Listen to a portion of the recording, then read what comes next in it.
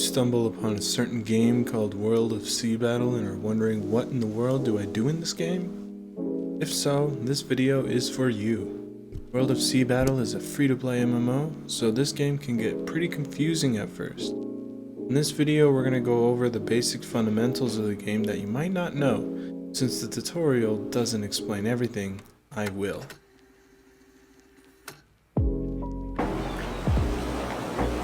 First things first, you want to get familiar with your GUI.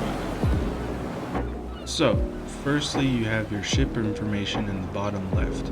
You have your durability, which shows your integrity, armor, speed, and maneuverability. You have your hold, your ammunition, you have weapons, which shows the amount of weapons mounted on your ship, and the amount of swivel guns. You have your crew count, your upgrades, and designs. If you click on durability, you will be taken to a menu that allows you to dismantle your ship or perform a major repair, which a major repair will refill your integrity. Your integrity is the amount of times your ship can sink before you need to have a major repair. In your hold, you want to have a selection of different ammo types, some wood and fabric for repairs, and some supplies to feed your crew, especially if you're in the north. This is where you also install consumables. In weapons, you can equip different weapons on your ship. You can remove weapons from all ships, remove weapons from a specific side of the ship, or remove all on the current ship. On the right, it shows you your board damage, damage per minute. In your crew, you have sailors, musketeers, soldiers, and mercenaries. You can also have at least 3 special crew on your ship that each give specific buffs. At the bottom, you will see your ship characteristics. In upgrades, you can equip up to 6 upgrades, which you unlock via gaining XP and spending battle marks. Upgrade categories include speed, expeditionary, protection, combat, unusual, and mortar. Mortar upgrades are only for ships with mortars on them. In design, you can equip different cosmetics, including figureheads, large lanterns, 2 flags, a sailcloth design, 2 different sail layers, and a hull paint scheme.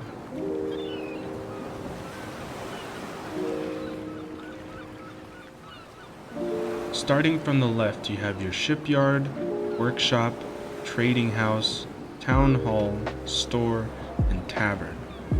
The tavern is where you get rumors, which is how you get missions. These show as icons on your map, usually close to the port you have started the rumor in. While getting rumors, you have a chance to recruit special crew, which can go onto your ship. The store is where you can go to buy specific starter packs, open chests, buy designs, decorations, and even captain seal. In the town hall, you can look at city information, including city features and bonuses, as well as looking at the supply rating. The supply rating shows which players have the best rating when it comes to providing supplies to the city. In the trade house, there are 3 tabs: Trade with Port, Market, and Auction House. Trade with Port is where you buy ammunition, resources, and sell supplies and special items. The market is where you buy and sell trade resources. Only certain items will be bought in certain ports, but you can sell trade items in almost any port. The Auction with Players tab is where you can buy and sell resources, weapons, and ships with players. The workshop has 3 tabs: craft, smelt, and weapons. The craft tab is where you have your specialty workshops, where you can craft production items, miscellaneous items like chests and tackles, and consumable items which are installed on your ship. The smelting tab is where you smelt weapons, volcanic ore, and antiques for resources like iron and copper, which costs coal. The weapons tab is where you buy and craft weapons. You will need a casting workshop to craft weapons. The weapons in the middle sections are special pirate cannons that can only be bought in the pirate shop. Pirate shops only show up in pirate ports.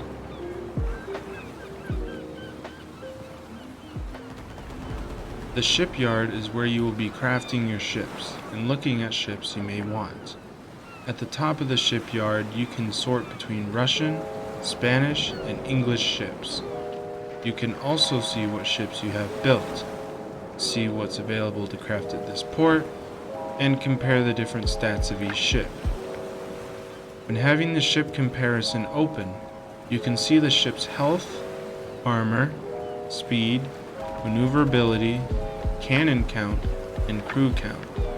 When you click on a ship, you have the ability to see more stats as it shows durability, speed, maneuverability, broadside armor, hold, crew, length x height of the hull, displacement, weapons, and swivel guns, as well as resources needed to craft said ship. The fast ship line is primarily used for scouting and support, as they are more maneuverable and fast, but have lower defense. The combat ship line is balanced between speed, maneuverability, defense, and firepower. They are primarily used in ship lines and one-on-one combat. Transport ships specialize in transporting goods and supplies, so they will have larger holds than other ships. Heavy ships specialize in line combat, defense, and positional defense, as they are more well defended and have more firepower. Siege ships specialize in area damage and do major damage to fortifications in port battles. They are best served in a fleet of line ships as main DPS. The Imperial ship line has a collection of different ships that serve different roles. And then there is the premium and unique ships that can be obtained in many different ways. And that leads us to our next topic, currency. In the game, there are 6 currencies: gold, coins, pirate tokens, battle marks, voodoo skulls, scrolls, and escudos.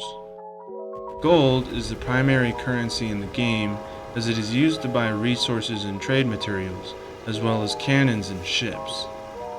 Coins are used to buy things from the store, like chests and starter packs, and even captain's seal / hired miners. The coins can also be used to buy certain premium ships in the premium and unique ship lines. Pirate tokens are used to buy things from the pirate shop, and can also be used to buy one specific ship from the premium and unique ship section, the Vasa.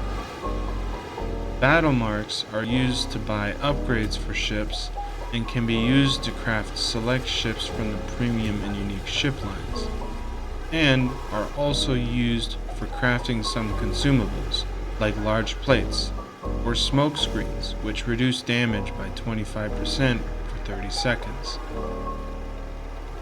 Voodoo skulls are used for one select upgrade on your sails, and are also used to buy a dock in the port, which gives you an extra ship slot, or can be used for an upgrade to get multiple personal islands. Scrolls are used to re-roll rumors in the tavern, enter different modes, and can be used to buy hold insurance. Escudos are used to gamble at altars for specific items, like chest keys, which can open a chest if you have 10 of them. If you're wondering on how to interact with other players within World of Sea Battle, all you have to do is hold left control. Make sure you're holding it. And you will see everyone's name pulls up in blue. Click on their name. You can create a squadron, remove from squadron, profile, message, block, copy name, add as friend, and trade. Your ship needs to be side by side in order for you to trade.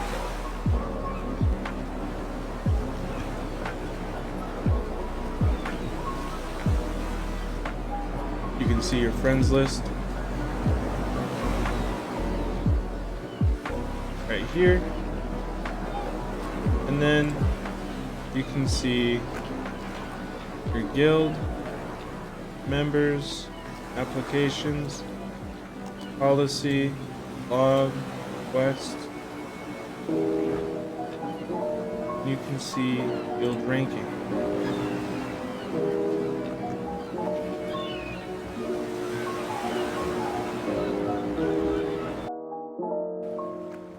Now let's get into leveling and skills. In order to enter the PvP zone, you need to be level 12, and leveling is very simple. You just need to gain XP by simply sailing and sinking ships. You can also gain XP from dig sites, shown as a shovel icon on your map, around certain islands, and completing missions. When leveling up, you unlock points that can be used to get skills. There are 4 categories to skills: exploration, battles, craft, and legend. Legend is not accessible until you are level 30, so we will not be discussing it. Exploration skills mainly give you perks for travel, exploration, personal islands, and warehouses.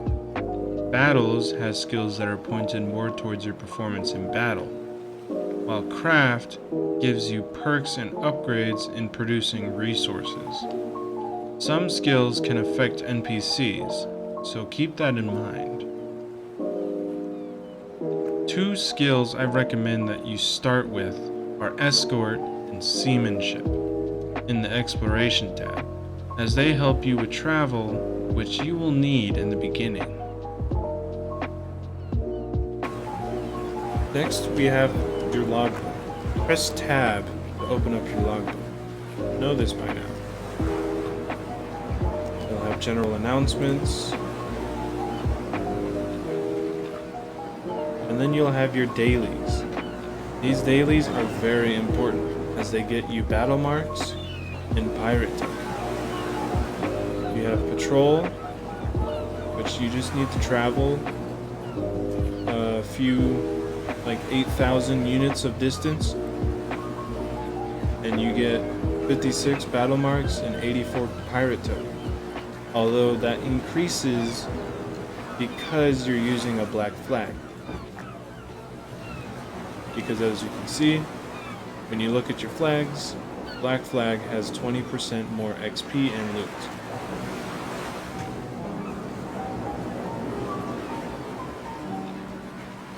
You have combat patrol, sink enemy players. Pirate hunt, sink players using black or pirate flag. Sea marathon, sink players from top 3 guilds. Honestly, don't worry about completing sea marathon and backbone, as these are not ones that you can just do willy-nilly. You have to actively go out and look for PvP content in order to complete these missions. There's also arena daily missions, simple ones like sink 12 enemies in massive battle, or play 4 times in tournament duel. As you can see, you get 119 battle marks and 84 pirate tokens simply for playing 4 times in tournament duel. There's the hunt game mode, level 40 crate, 98 battle marks, 84 pirate tokens. These missions are very important, and they will get you all of the important currency, which would be pirate tokens and battle marks. Now, let's move on to the map. Here we will discuss the layout of the map and go over some key locations. The starting location for all new players is usually in the east of the map. You will begin with a fog of war which disappears as you travel to more ports, which will show you details about them and what you have in storage at the port and if you hover over it. Most players join guilds, which depending on what faction they belong to may affect the location of your personal island. This is so you can easily travel with your guild and allies, as traveling from the east of the map to the west can take over an hour and can be dangerous without peace flags. Hovering over sections of the map tells you if it is a cold area requiring you to feed crew, which factions owns most ports in that area, and the hazard level of the area affecting the tiers and strength of NPS ships. The east is the starting place for most players and has shallow waters around most ports. This makes it easier for new players to be around similar sized boats. Shallow waters are shown as a faint black line around certain ports and islands, and by hovering over ports you can see what tier of ships can enter inside the faint ring marking the shadows. The north of the map is generally much colder than the middle and south, which will kill your crew members unless you bring food, and remember to either manually feed them or allow consumption. The west, especially the northwest, has higher hazard levels than most places on the map. The south has many islands with thin passages, allowing for tactical maneuvering and avoiding certain places. There are key places on and off the map that you should know of and use yourself. The middle of the map prevents peace flags from being used, making it a big PvP circle. Within the circle, any player can be attacked regardless of your tag or flag. There are many treasure chests located on the many scattered islands in the middle circle, which give you great loot. Generally, a lot of chests, which is very important as it gives you gold. The center of the map features a big volcano that usually has an Empire fort next to it, or Empire legends spawning close by that you can farm for good loot like blueprint fragments. The border of the map marks what is called the Endless Sea, which players can travel in, but your mini-map will not work properly. You can go to certain locations off the map where there are islands with a production site for battle marks, called an underground printing house. There are many underground printing houses around the outside of the map, as well as mines for certain other resources like water. These do not count towards your maximum mines limit, and will not be collected by personal island missions being sent out. Interactive maps of your server with icons showing all these locations are online, and there are videos of how to get there.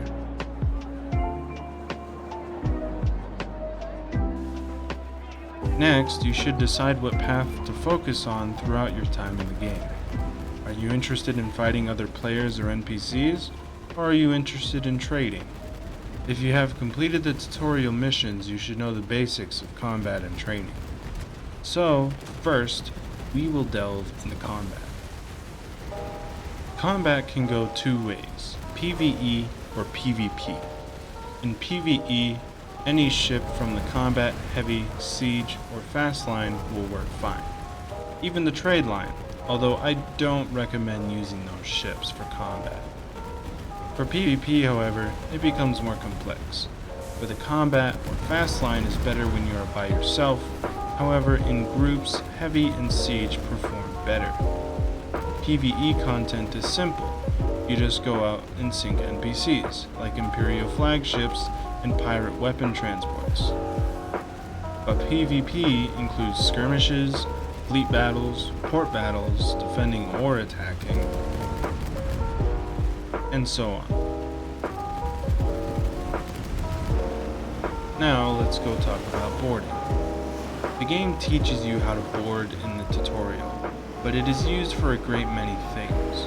When boarding an NPS, a non-playable ship, you are presented with three options. You can take more loot from the ship's hold, you can take some of the enemy ship's crew and add them to your own ship crew, or you can add them to your squadron as a captured NPS. Boarding NPS is considered PvE, but it is very useful when farming for certain resources and filling up more from trade merchants or replenishing your crew after lengthy battles at sea. Capturing NPS ships can also be used to transport, fight, or even be broken down for beams and other resources, which requires a skill to unlock. A skill is also required to be able to get captives from capturing crew while boarding. Boarding a player is slightly different, as you only have two options because you're unable to capture other players' ships. Boarding other players is mostly done to take valuable goods from their hold, or if the player has nothing, then you can still take some of their crew. Taking extra loot when boarding does not affect the loot you get when the boat sinks, so whatever option you choose, you will still get loot, and this applies with NPS ships too. The boarding battle is usually favored towards the side with the greater number of crew. Usually, the bigger your boat, the more groups of crew you can shield. Most people would shield their musketeers if you're using them. I would shield my sailors too, as people often aim for them as well. When choosing targets, you have a few seconds until your crew shoots, so you can change from the automatically selected ones. Some players use musketeers as bait, and only bring a few, knowing they will be targeted, and shield them so your attack is less effective.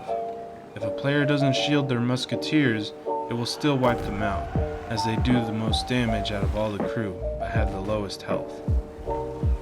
Now let's go on to talk about sea skirmishes. A sea skirmish is an area that pops up randomly on the map for 20 minutes, where while inside the circle of buoys, you gain gold per second. Killing another player while in the circle will grant you 10k gold. So this is good to try to get as many kills as possible.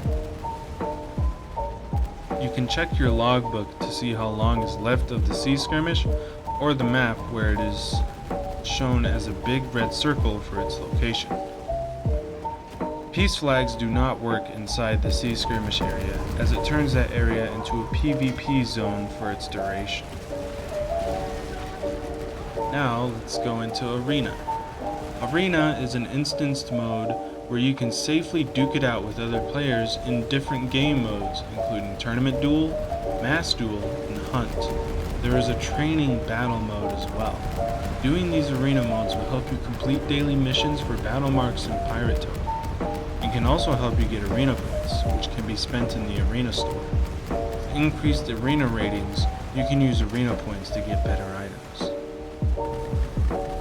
Now, let's briefly go over what port battles are.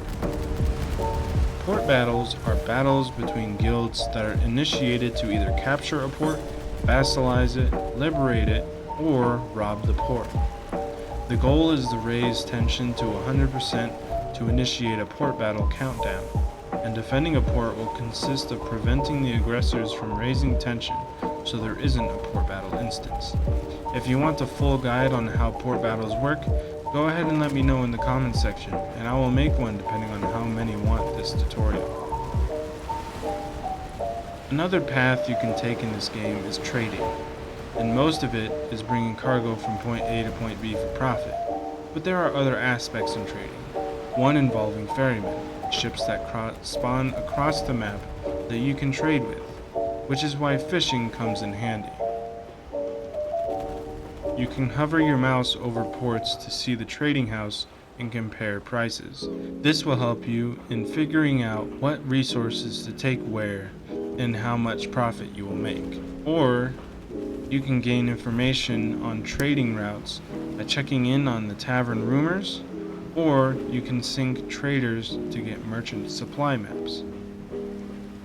When you get merchant supply maps, you'll see dashed lines on the map, that will show what resources are being brought through these trade routes. And it will tell you if ships have been attacked and what percentage of ships are left. And that wraps up the end of our beginner tutorial. If you want to see more tutorials like this for different things, let me know in the comments section. Just tell me what tutorial you want to see, and I'll do my best to make it as quickly as possible. Thank you all for watching this video. It took me quite a long time to make this, and I put a lot of effort into it. I really appreciate you all watching this. Hope you have a great rest of your day.